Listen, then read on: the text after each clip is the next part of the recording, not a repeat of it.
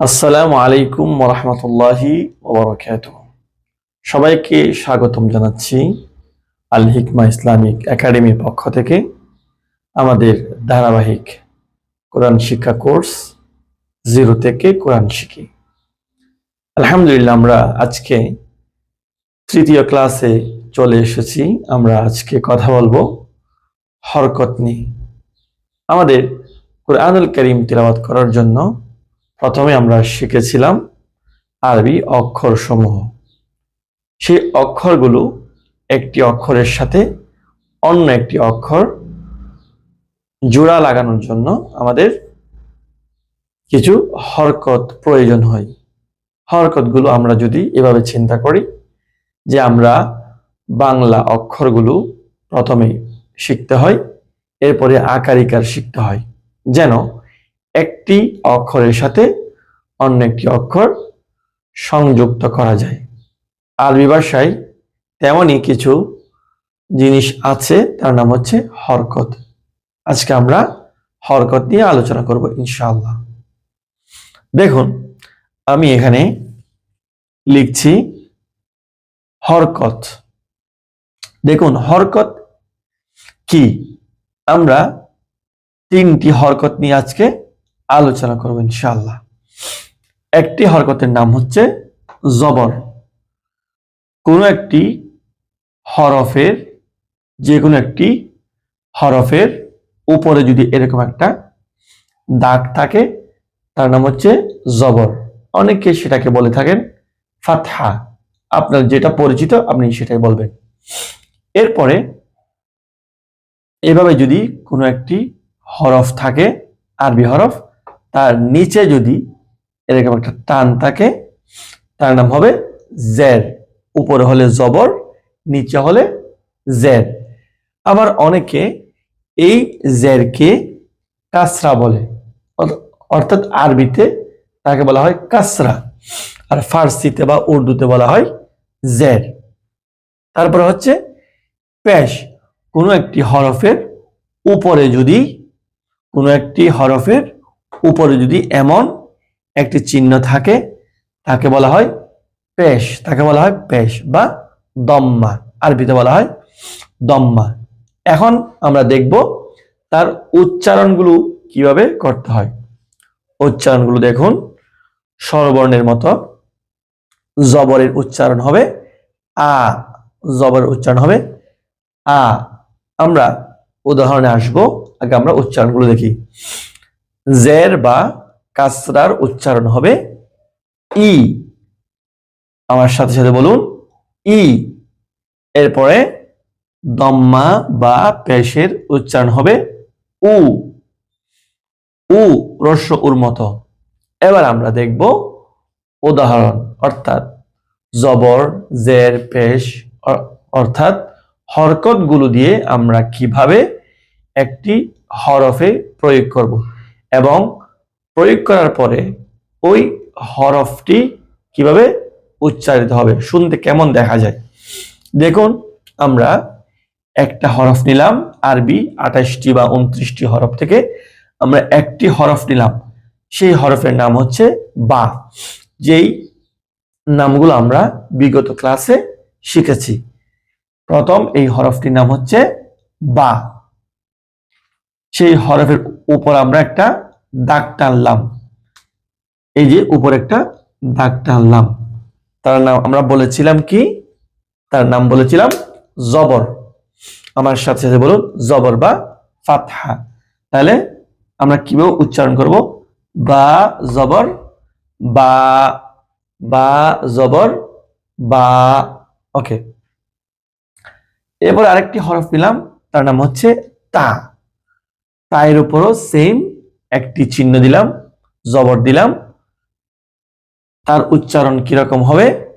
তা, তা বা, তা বা জবর বা, তা জবর তা, কোনো ধরনের টান হবে না। এরপরে দেখুন সা। সায়ের উপর আমরা একটা জবর দিলাম, উচ্চারণ কিরকম হবে? সা। তাহলে আমরা একই সাথে বলি বা জবর বা, তা জবর তা, সা জবর সা। ওকে, আশা করি বুঝতে পেরেছেন। এরপর আমরা দেখব জেরের উদাহরণগুলো। দেখুন, আমরা একটা অক্ষর নিলাম, হরফ নিলাম, জিম। জিমের নিচে একটি টান দিলাম, জিমের নিচে একটি টান দিলাম। উচ্চারণটা কিরকম হবে? জি। জিম জের জি, অথবা জিম কাসরা জি। হাজের হি, হাজের হি। অর্থাৎ আরবি হরফের যে কোনো একটি হরফ নিয়ে তার নিচে একটি টান দিলে সেই হরফের মতো করেই আমাদেরকে বলতে হবে। যেমন জিমজের জি, হাজের হি, একটু কেমন যেন নিচের দিকে বোঝায়, জি হি হি। ওকে, জি হি হি। এরপর আসুন পেশ নিয়ে আমরা আলোচনা করব। আরবি হরফের 28টি হরফ থেকে যে কোনো একটি হরফ নিয়ে আমরা তার উপরে এমন একটি চিহ্ন দিব, তার নাম বলেছিলাম পেশ বা দম্মা। দেখুন এখন আমরা কিভাবে উচ্চারণটা করি। দাল পেশ দু, দাল পেশ জু, র পেশ রু। একেবারে সিম্পল। আমরা আবার একবার প্র্যাকটিস করি। বা জবর বা, তা জবর তা, থা জবর থা, জিম জের জি, হা জের হি, খা জের খি, দাল পেশ দু, দাল পেশ জু, র পেশ রু। আশা করি আপনারা বুঝতে পেরেছেন। যদি কেউ বুঝতে না পারেন আমাকে কমেন্ট সেকশনে জানাবেন, অথবা আমার হোয়াটসঅ্যাপ নাম্বারে যোগাযোগ করবেন ইনশাআল্লাহ। এরপরে দেখুন, এখানে আমি দুটো শব্দ লিখেছি। এই শব্দগুলো খুবই ইম্পর্টেন্ট। কেন ইম্পর্টেন্ট? আমরা এতক্ষণ যেই হরকতগুলো শিখলাম সেই হরকতগুলোর কারণে কিন্তু অর্থের পরিবর্তন আসে। যেমন দেখুন, সেম স্ট্রাকচার, কফ তা লাম, কফ তা লাম, সেম স্ট্রাকচারের দুটি শব্দ। এই দুটি শব্দের অর্থের ভিন্নতা হবে শুধুমাত্র হরকতের পরিবর্তনের কারণে। সে কারণে আপনি যেহেতু কোরআন পড়বেন, কোরআন পড়লে সওয়াব হয়। একটি হরফ তিলাওয়াত করলে 10টি নেকি আল্লাহ আপনার আমলনামায় দান করবেন। কিন্তু আপনি যদি ভুল পড়েন তখন আপনি সওয়াব অর্জন করতে গিয়ে গুনার পাল্লাটা ভারী করে ফেলবেন। সেজন্য কোরআন পড়ার সময় অত্যন্ত সতর্কতা জরুরি। দেখেন, কফের উপর আমি জবর দিলাম, ঠিক আছে? কফের উপর আমি জবর দিলাম, তায়ের উপর জবর দিলাম, লামের উপর জবর দিলাম। ক তা লা, একসাথে কি হয়? কতালা, কতালা। তার অর্থ হচ্ছে সে হত্যা করলো, সে হত্যা করলো। আবার দেখেন সেম স্ট্রাকচার, আমি কফের উপর জবর না দিয়ে পেশ দিয়ে দিলাম, জবরের জায়গায় পেশ দিয়ে দিলাম, ঠিক আছে?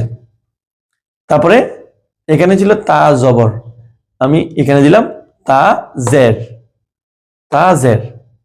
তাহলে কি হলো উচ্চারণটা? কুতিলা, কুতিলা। এটা ছিল ক তা লা, এটা এটা হচ্ছে কু তি লা। তাহলে হরকতের পরিবর্তন হয়েছে।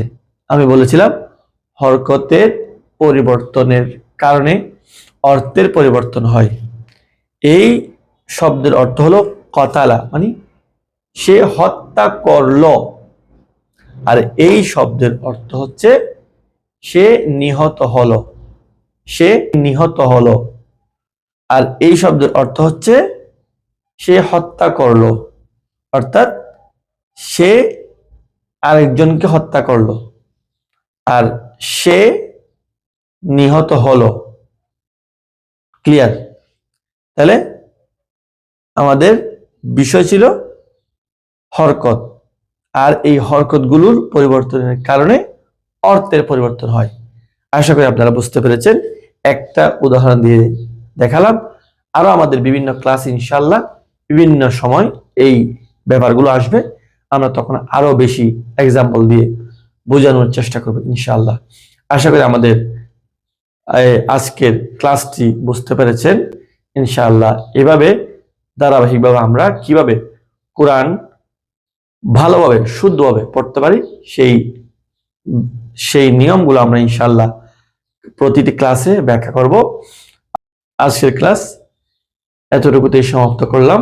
আমাদের ক্লাসগুলো যদি আপনাদের ভালো লাগে, আপনারা ইনশাআল্লাহ আপনাদের শুভাকাঙ্ক্ষী যাদেরকে আপনি চান তারাও কোরআন শিখুক, তার মাধ্যমে আপনি অনেক নেকি হাসিল করবেন। আমাদের ভিডিওগুলো তাদেরকে শেয়ার করবেন, নিজেও প্র্যাকটিস করার চেষ্টা করবেন ইনশাআল্লাহ। এবং আমাদের এই কার্যক্রম ভালো লাগলে শুধুমাত্র আমাদের চ্যানেলটি সাবস্ক্রাইব করুন, যেন পরবর্তী ভিডিও আপনি সবার আগে পেতে পারেন।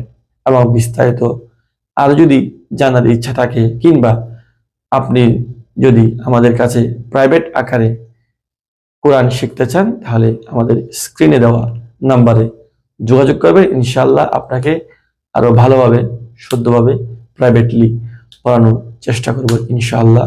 আসসালামু আলাইকুম ওয়া রাহমাতুল্লাহি ওয়া বারাকাতুহু।